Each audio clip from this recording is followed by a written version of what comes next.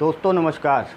मैं एसएन सिंह एक बार फिर से आपका एसएन ग्लोरी यूट्यूब चैनल पे हार्दिक स्वागत एवं अभिनंदन करते हैं।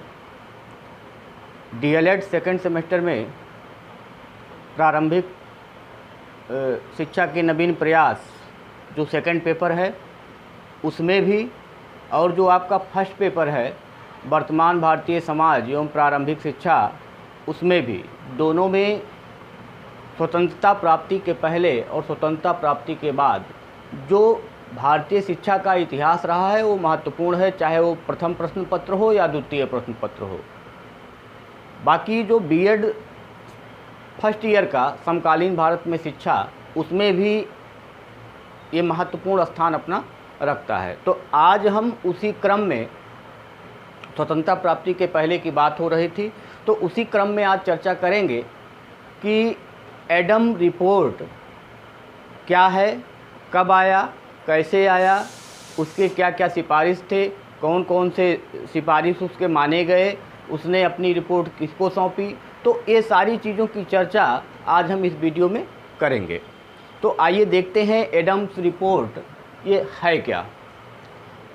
जैसा कि हम पूर्व में पढ़ चुके हैं कि लॉर्ड मैकाले 1834 ईस्वी में भारत आया, प्रकांड विद्वान था, और उसको तत्कालीन governor general Lord William Bentinck ने जन शिक्षा समिति का अध्यक्ष घोषित कर दिया और उससे अपेक्षा की कि वह धारा 43 की व्याख्या करके भारत में जो कंपनी शासित क्षेत्र है उसमें किस प्रकार की शिक्षा व्यवस्था की जाए, इस पे वह रिपोर्ट दे। उसी समय लॉर्ड विलियम बेंटिक ने एडम को एक जिम्मेदारी सौंपी कि वह जो कंपनी शासित क्षेत्र बंगाल और बिहार है वहाँ पर शिक्षा की स्थिति क्या है। बंगाल और बिहार, केवल जो एडम को जो जिम्मेदारी मिली वो केवल बंगाल की जिम्मेदारी मिली और बिहार की जिम्मेदारी मिली। ये जिम्मेदारी की, और यहाँ पे शिक्षा की स्थिति क्या है इसके बारे में जिम्मेदारी मिली किसको? एडम को। और ये दिया गया 1834 ईस्वी में। उसी समय धारा 43 की व्याख्या करने के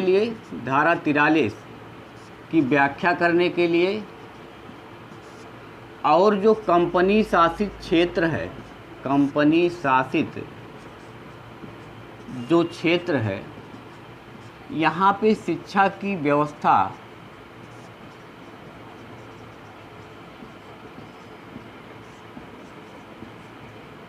किस प्रकार हो,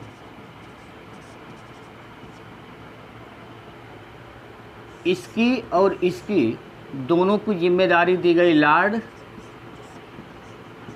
मैकाले को।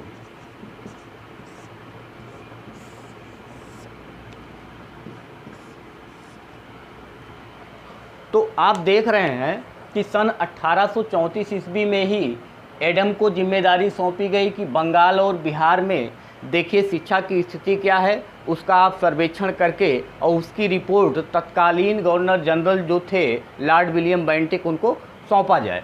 उसी समय की बात है कि लॉर्ड मैकाले सन 1834 ईस्वी में तत्कालीन governor general Lord William Bentinck के काउंसिल का कानूनी सलाहकार बनकर के भारत आया, और वह एक प्रकांड विद्वान था और एक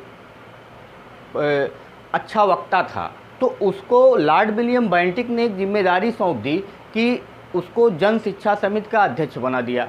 जन शिक्षा समिति का अध्यक्ष बनाने के साथ साथ उससे अपेक्षा की कि वह धारा 43 की व्याख्या करे और कंपनी शासित जो क्षेत्र है वहाँ पर शिक्षा की स्थिति क्या है और वहाँ पर शिक्षा की व्यवस्था किस प्रकार की जा सकती है, इसके बारे में वह अपना रिपोर्ट प्रस्तुत करे।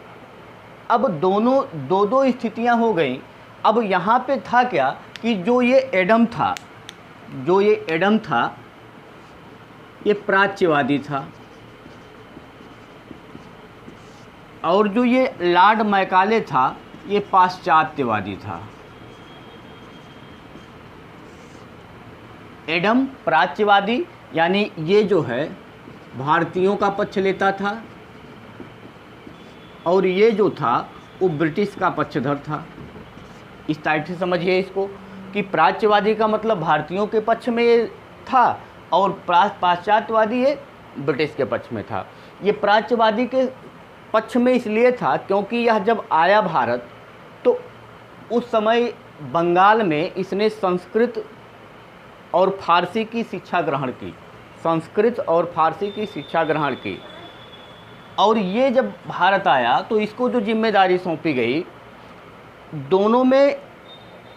दोनों को ये जिम्मेदारी दे करके लॉर्ड विलियम बेंटिक ये समझना चाहता था कि प्राच्यवादी और पाश्चात्यवादी दो रिपोर्ट हमारे पास आएगा, और दोनों का मिलान करने के बाद जो अच्छा कुछ होगा वह हम भारतीयों के लिए करेंगे। लेकिन हुआ क्या कि सन 2 फरवरी 1835 ईस्वी को मैकाले ने अपना रिपोर्ट बेंटिक को सौंप दिया। हुआ क्या कि 2 फरवरी सन 1835 ईस्वी को लॉर्ड मैकाले ने अपना रिपोर्ट तत्कालीन governor general Lord William Bentinck को सौंप दिया।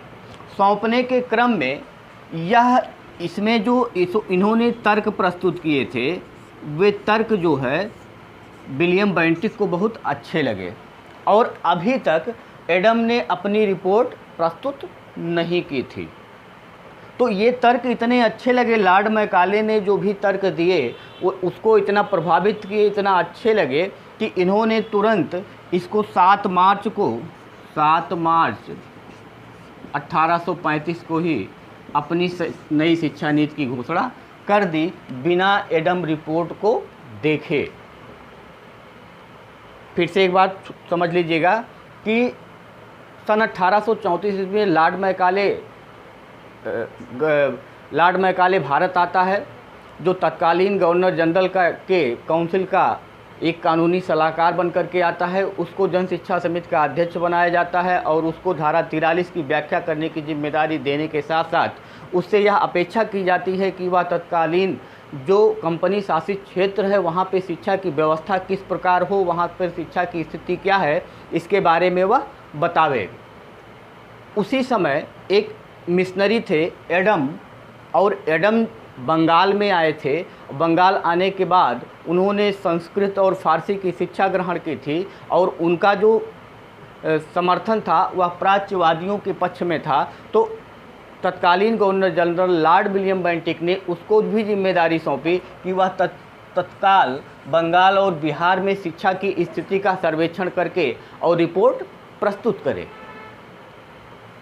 और गवर्नर जनरल ये समझना चाहता था कि प्राच्यवादियों की स्थिति और पाश्चात्यवादियों के तरफ से स्थिति जो दोनों को मिलाया जाएगा तो जो स्थिति अच्छी निकल के आएगी उसको ही भारतीयों पर लागू किया जाएगा। इसलिए दोनों लोगों को, एक प्राच्यवादी को और एक पाश्चात्यवादी को ये जिम्मेदारी सौंपी गई। लेकिन हुआ क्या कि लॉर्ड मैकाले ने 2 फरवरी सन 1835 ईस्वी को अपनी रिपोर्ट गवर्नर जनरल को सौंप दी, और मैकाले की रिपोर्ट में जो तर्क दिए गए थे उन तर्कों से इतना प्रभावित हुआ गवर्नर जनरल कि 7 मार्च 1835 ईस्वी को एक नई शिक्षा नीति की घोषणा कर दी, और तब तक एडम का रिपोर्ट नहीं आया था। और एडम का रिपोर्ट तब तक नहीं आया था, और एडम का रिपोर्ट आया भी नहीं, और उसके पहले सन 1835 ईस्वी में ही governor general Lord William Bentinck वापस इंग्लैंड चले गए। अब आइए इसके आगे के क्रम में देखते हैं कि आगे क्या होता है। विलियम बेंटिक वापस इंग्लैंड चला जाता है, और उनके स्थान पे ऑकलैंड भारत के गवर्नर जनरल बनकर के आते हैं। एडम जो है वह एक बहुत ही कर्मठी मिशनरी था। उसने अपने कार्य को जारी रखा और इसने कार्य को पूरा करने के बाद जो अपनी रिपोर्ट प्रस्तुत की वो 3 भागों में प्रस्तुत की। और जो पहला भाग इसने लेकर के आया वह जुलाई 1835 ईस्वी, दूसरा दिसंबर 1836 ईस्वी और तीसरा फरवरी 1838 ईस्वी। ये प्रथम रिपोर्ट है, ये द्वितीय रिपोर्ट है और ये तृतीय रिपोर्ट है।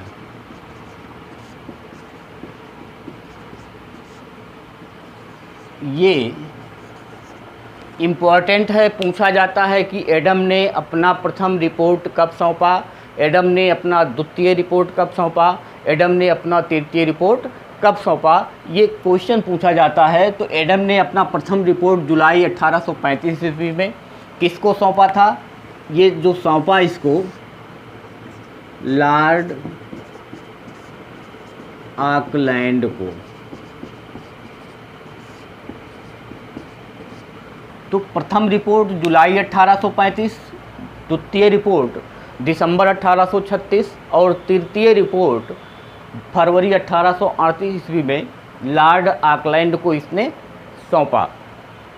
इस प्रकार से अब लॉर्ड ऑकलैंड के पास एडम की पूरी रिपोर्ट पहुंच चुकी थी। अब लॉर्ड ऑकलैंड को एक नई शिक्षा नीति की घोषणा करनी थी।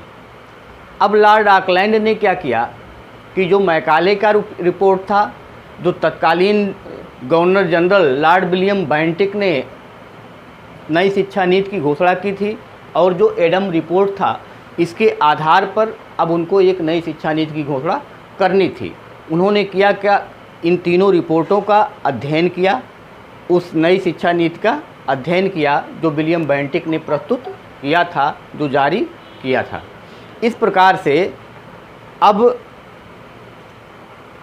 एडम की जो शिक्षा योजना थी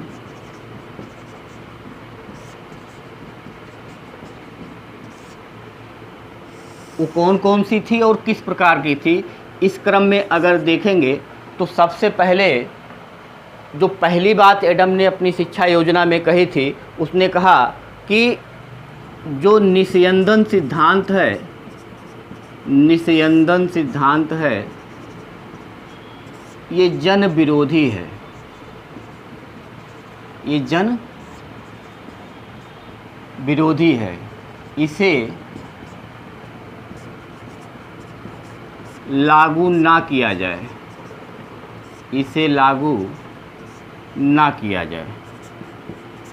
तो सबसे पहला जो एडम ने अपनी शिक्षा योजना एक तैयार की, उसमें इन्होंने कहा कि जो निस्यंदन सिद्धांत है वो जन विरोधी है और इसे लागू ना किया जाए। और दूसरा इन्होंने कहा कि जो देसी पाठशालाएं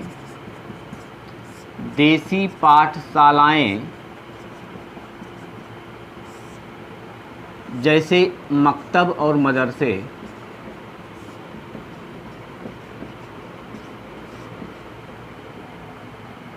संचालित हैं,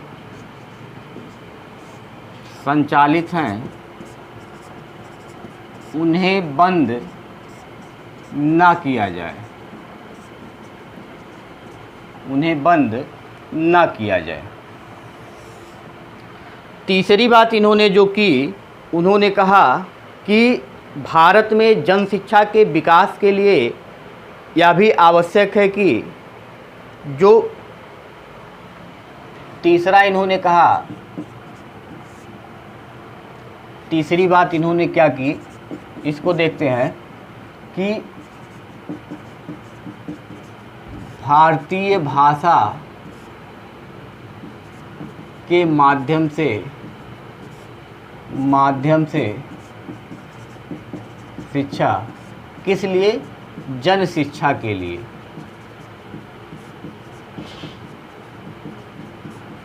तो तीसरी बात इन्होंने कहा कि भारत में अगर जन शिक्षा की व्यवस्था करनी है तो वह केवल और केवल भारतीय भाषाओं के माध्यम से की जा सकती है, न कि पाश्चात्य भाषा और साहित्य के माध्यम से, पाश्चात्य ज्ञान विज्ञान के माध्यम से। तो जन शिक्षा की व्यवस्था अगर करनी है तो भारतीय भाषा के माध्यम से ही जन शिक्षा की व्यवस्था की जा सकती है, चाहे वो फारसी हो, चाहे अंग्रेजी हो, चाहे संस्कृत हो। इस टाइप के भाषाओं से ही हम जन शिक्षा की व्यवस्था भारत में कर सकते हैं। और चौथी बात उन्होंने कहा कि भारत जो है वो एक कृषि प्रधान देश है, इसलिए यहाँ कृषि शिक्षा शुरुआत से ही, इन्होंने कहा कि भारत एक कृषि प्रधान देश है, इसलिए यहाँ पर कृषि की शिक्षा एकदम लो लेवल से यानी शुरू से ही उन बच्चों को दी जानी चाहिए, जिससे वो आगे चल के अपने व्यवसाय के रूप में कृषि को चुन सकें और कृषि प्रधान देश होने के नाते वो अपना व्यवसाय अच्छे से कर सकें। और पांचवी बात इन्होंने कहा कि जब गांव में स्कूल खोला जाए, यानी जो ग्रामीण स्कूल खोला जाए, तो उनके लिए भूमि की व्यवस्था की जाए। ग्रामीण स्कूल के लिए भूमि की व्यवस्था की जाए, और यह भूमि की व्यवस्था इसलिए हो कि जिससे वो अच्छी खेती करने के गुण भी सीखें और साथ साथ उस स्कूल के जो खर्चे हैं, जो व्यय हैं, वो ह्रास भी निकल करके आए। तो इन्होंने एक सिफारिश की कि कृषि शिक्षा शुरुआत से ही दी जाए और जो ग्रामीण स्कूल हों उसमें भूमि की व्यवस्था उसके लिए की जाए, जिससे वो कृषि के गुण सीखें और साथ ही साथ जो स्कूल का व्यय हो उसको भी वो निकालें। उसके बाद छठवीं बात इन्होंने कही कि जितने भी देसी स्कूल हैं, देसी स्कूल जितने भी हैं, उनको सरकारी सहायता मिलनी चाहिए।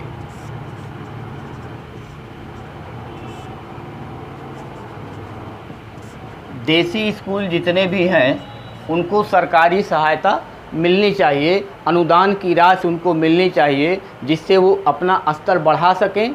और कुछ जो कॉलेज स्कूल जो स्कूल थे वो बंद होने के कगार पे थे, तो वो बंद ना हो, यह जन शिक्षा के लिए ज़रूरी है कि उनको सरकारी सहायता उपलब्ध कराई जाए। उसके बाद जो अगला पॉइंट है कि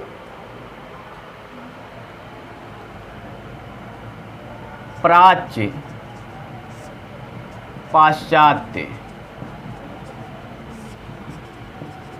विद्वानों की सहायता से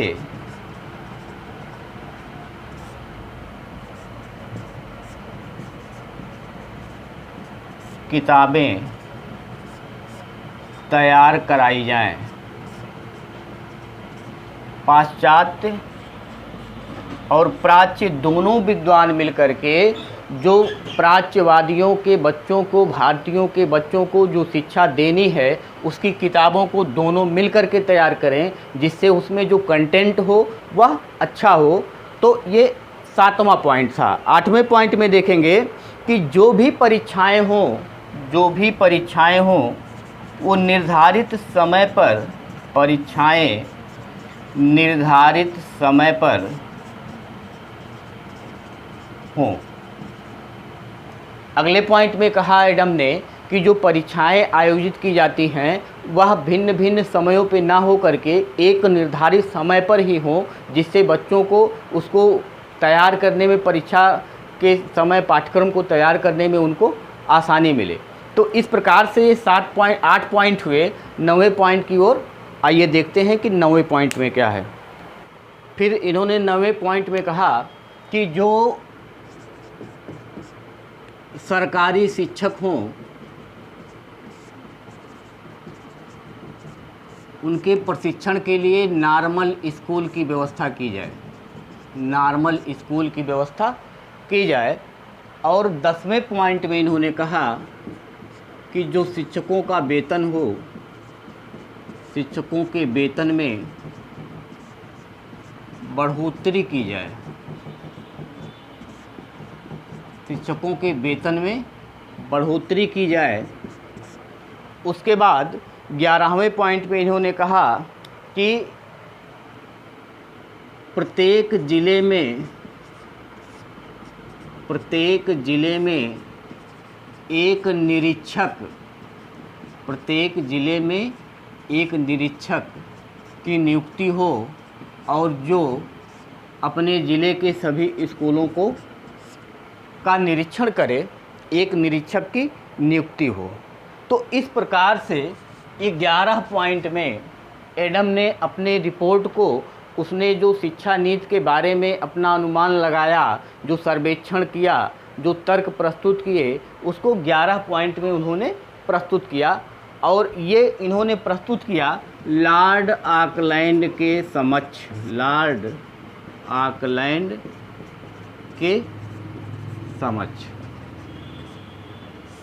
तो ये था एडम रिपोर्ट 3 पार्ट में।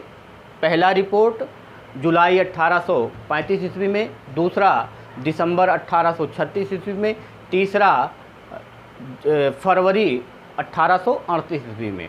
उसके बाद इसने कुछ प्रस्ताव भी दिए कि शिक्षा किस प्रकार की हो। उन प्रस्तावों को हमने 11 पॉइंट में चर्चा किया कि वो प्रस्ताव जो शिक्षा की व्यवस्था के रूप में थे, कौन कौन से हों, कैसे हों। तो 11 पॉइंट में इन्होंने दिया और इन्होंने अपना जो प्रस्ताव सौंपा वो लॉर्ड ऑकलैंड के समक्ष प्रस्तुत किया। तो इस प्रकार से ये एडम रिपोर्ट, जो स्वतंत्रता प्राप्ति के पहले जो शिक्षा की व्यवस्था के रूप में जो आयोग गठित हुए या जिनको कुछ रिपोर्ट सर्वेक्षण करने के लिए सौंपा गया, उसमें से एक प्रमुख रिपोर्ट है एडम रिपोर्ट। तो आज के लिए इतना ही। आगे हम चर्चा करेंगे कि लॉर्ड ऑकलैंड की शिक्षा नीति क्या थी। तो धन्यवाद, नमस्कार।